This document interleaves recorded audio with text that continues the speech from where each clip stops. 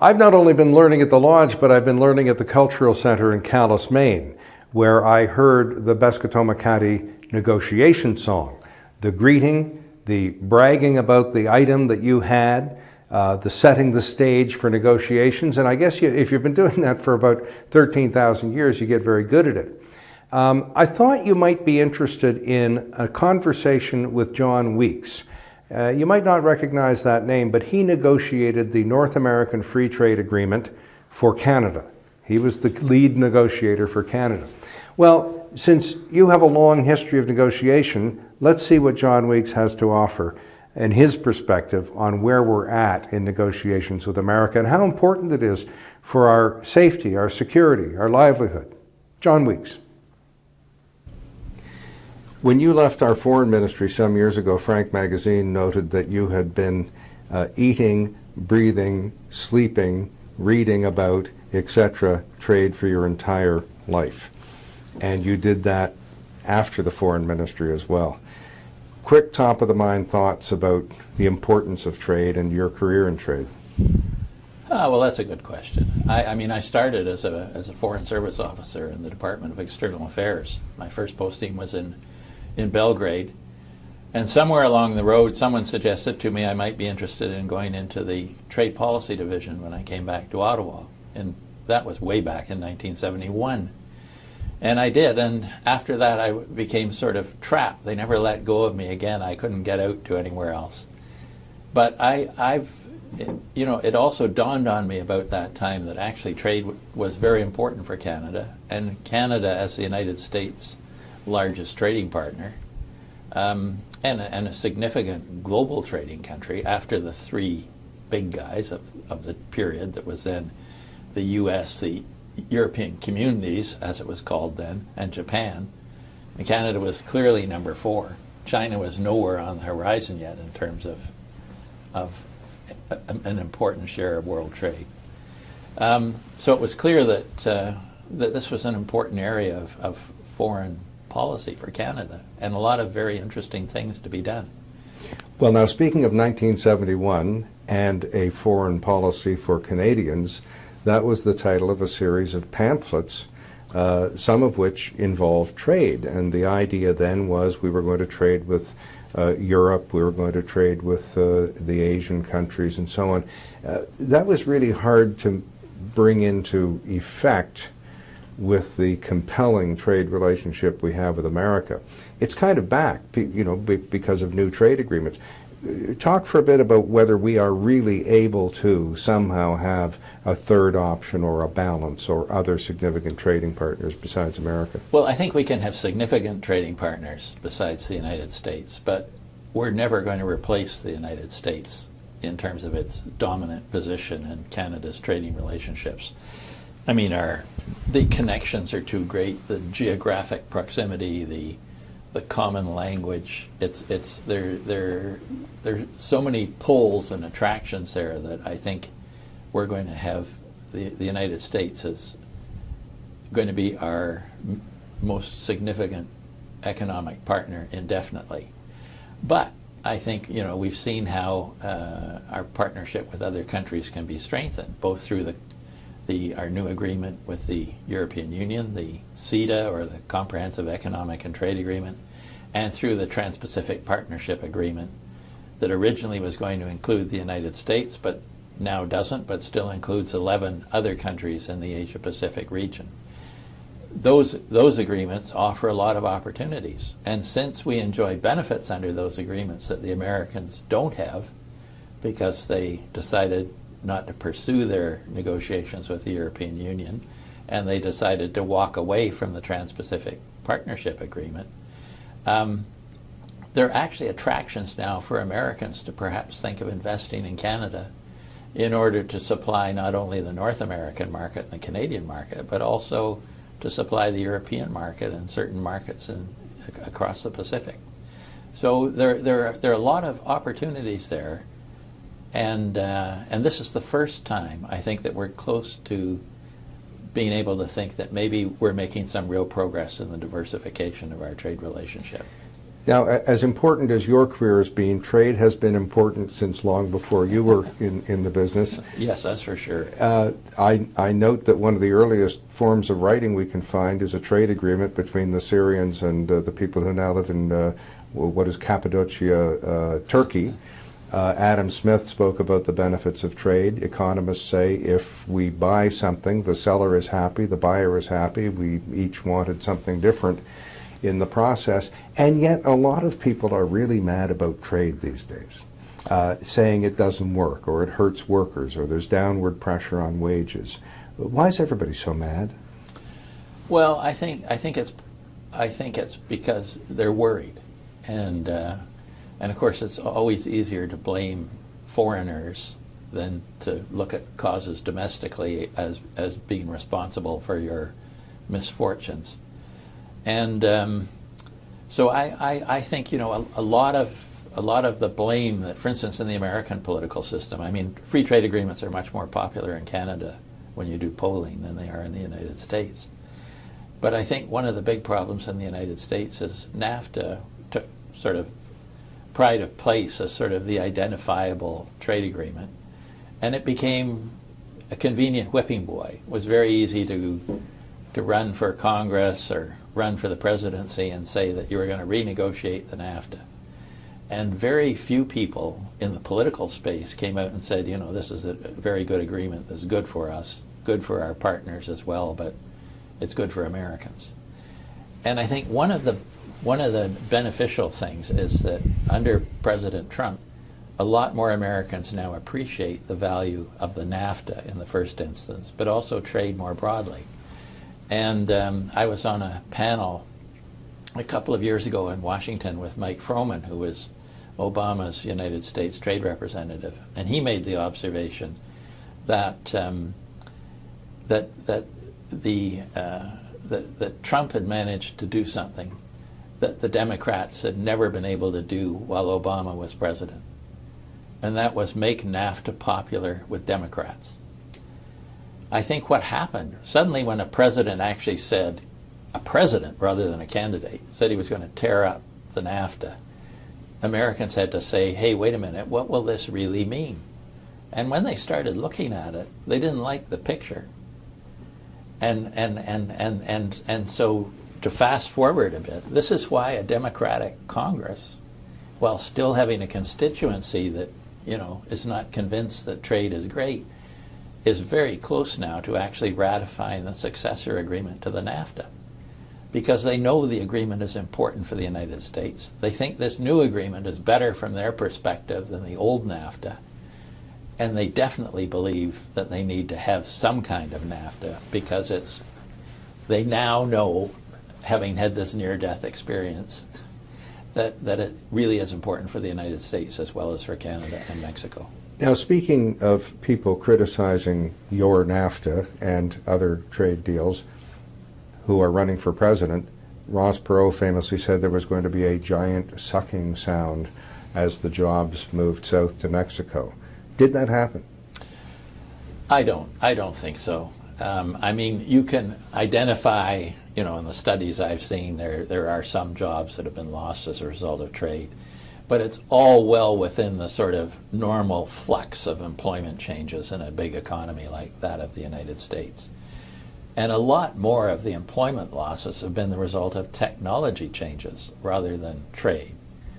And of course, trade, you know, you can look at trade. Trade is always a two-way street. So you can look at, you know, jobs that have been, you can get in the game of looking at jobs that have supposedly been lost because of imports into the United States, but you can also look at jobs that have been gained because of exports.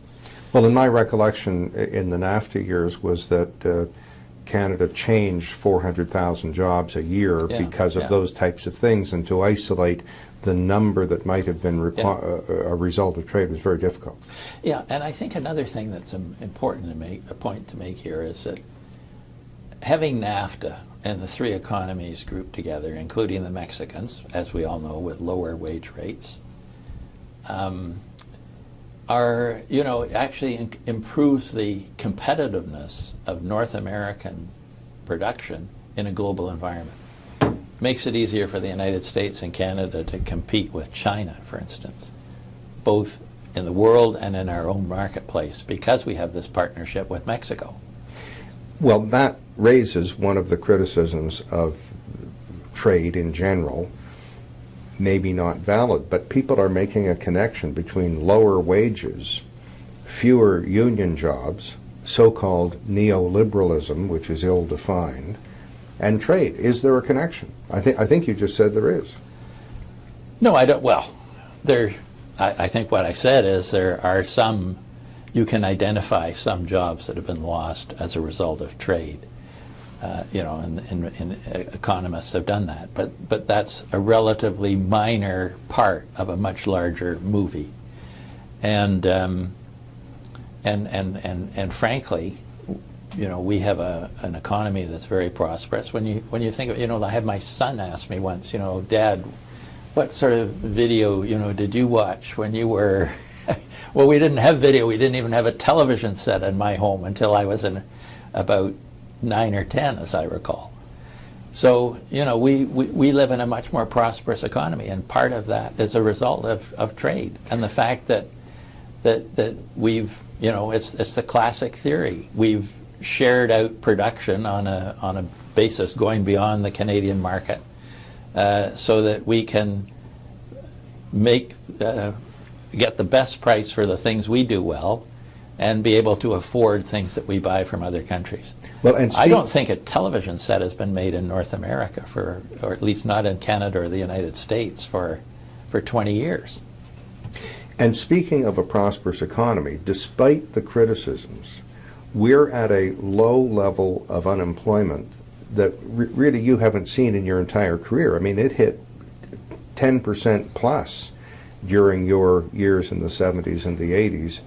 And is that a result of trade, and is that ignored by people who are criticizing trade?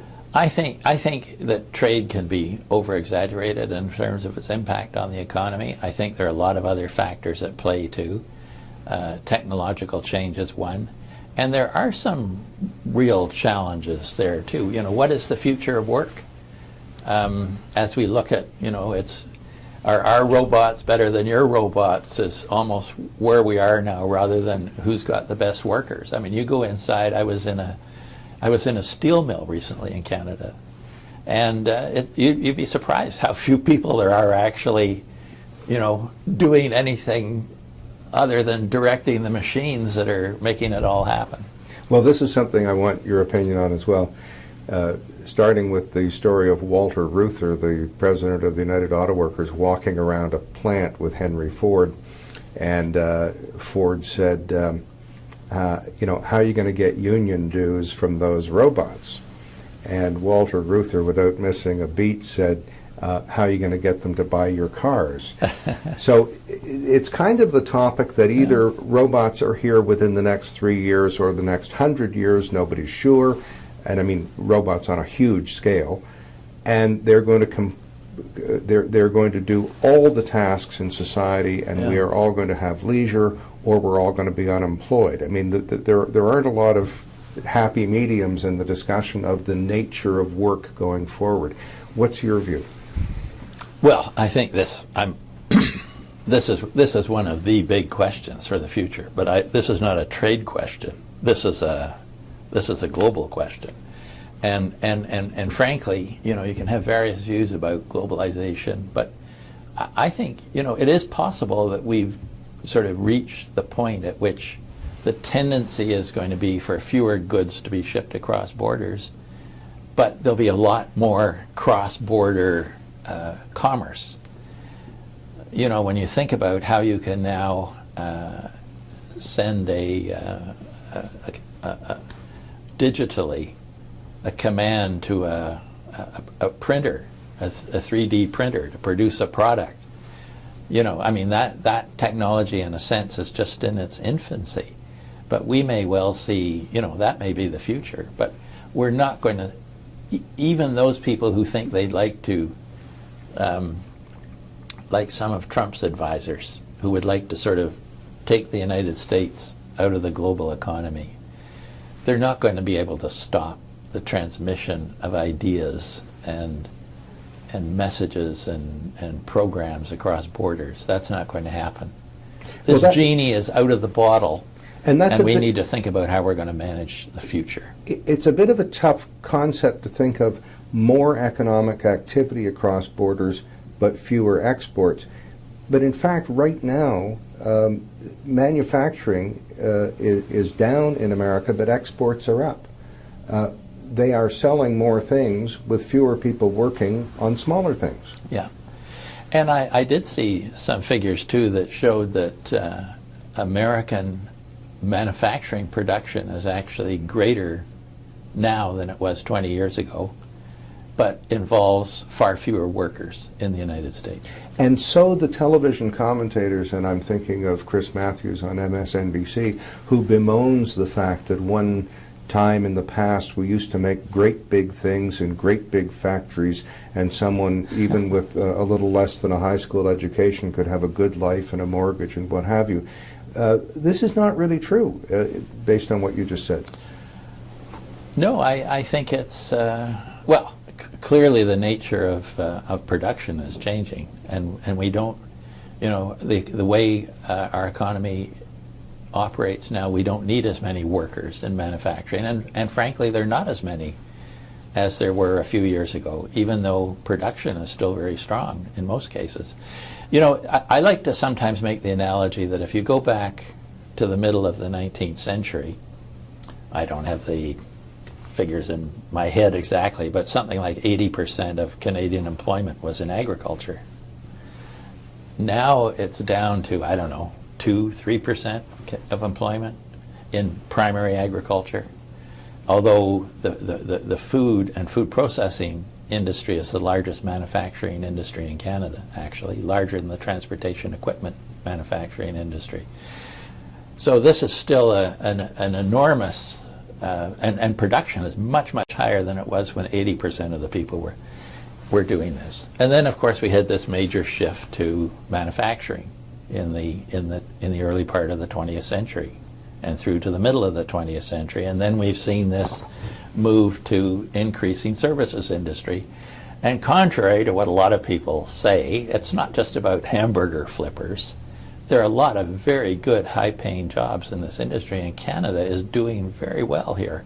You know, we bemoan the fact that we lose some of our technological companies like Nortel, or, you know, we look at what's happened to BlackBerry, but it's interesting to see how many high-tech investments there are in Canada still, and how well some of these companies are doing. Look at just around the corner here in Ottawa, Shopify. I hope you bought some shares in it earlier on, because it's done very well. Darn, I didn't, but in your career, you've been reasonably close to politicians, brief caucuses that I know of. You have been very close to trade negotiators and officials, and thus you have also run into business people who have briefed you or tried to lobby you or goodness knows what. There's this theory that governments used to have a lot of levers that they could pull to make the economy dance, and that these days they have fewer levers, and it is industry that has the levers, and the governments have to dance to industry's tune. Bit of a cliche, but what do you think of that? Well, I think it's a kind of simple view of things, and I'm not sure that it's really accurate. You know, when I as a trade negotiator, when I was working for the government, I mean, I found it extremely important to get the best possible advice from business about what were the problems that they encountered in trade, and what was it that really the government could do in a trade negotiation that would improve their prospects of doing well in foreign markets, and therefore the prospects of their being able to provide greater benefits for their workers and for the Canadian economy and their suppliers more generally. And I think, you know, it's still true today. What's important about a trade agreement isn't that it's an intergovernmental agreement. What's important is what can the business community do with it. If the business community can't work with it, then it's useless.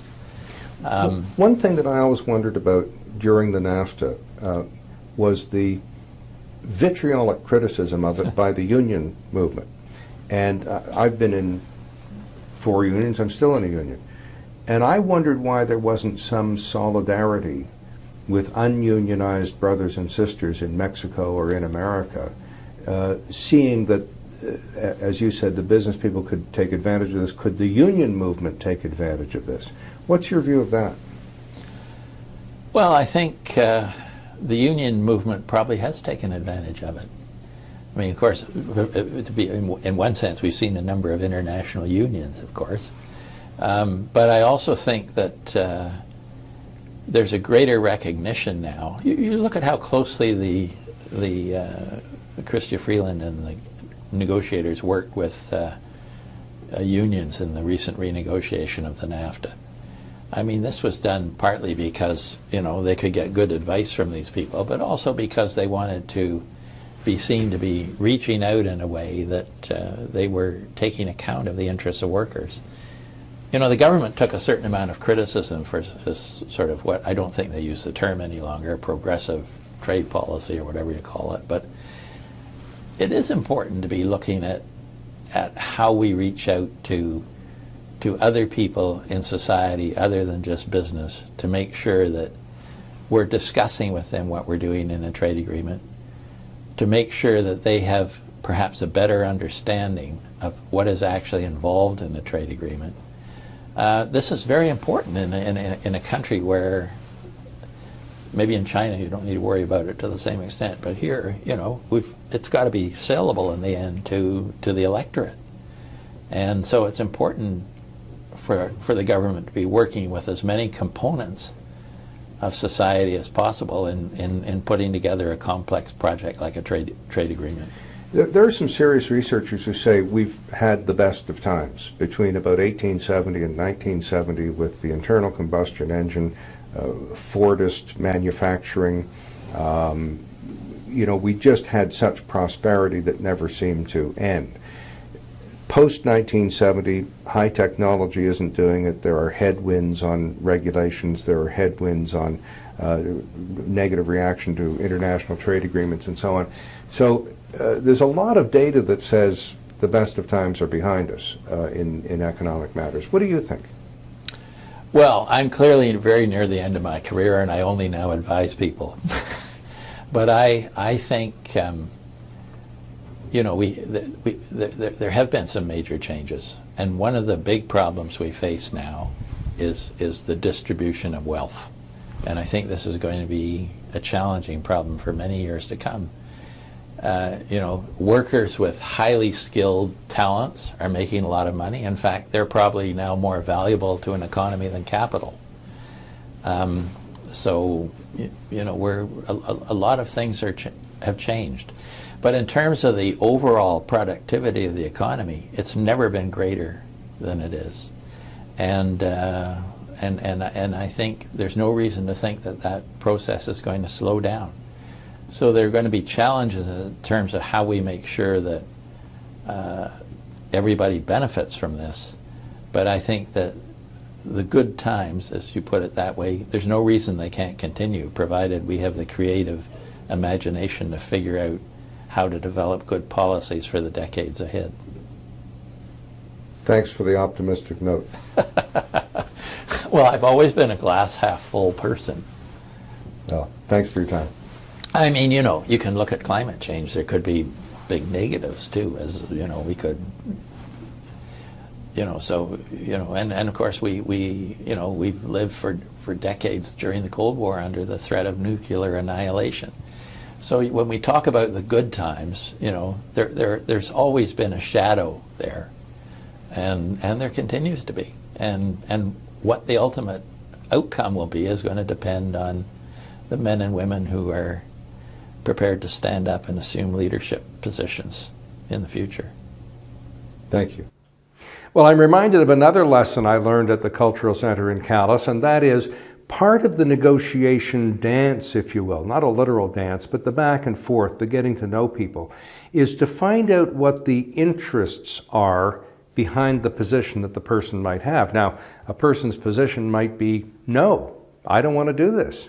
But the interest behind that position, might be, well, I'll do it under the following circumstances. Or I don't want to do it now, but I might want to do it later.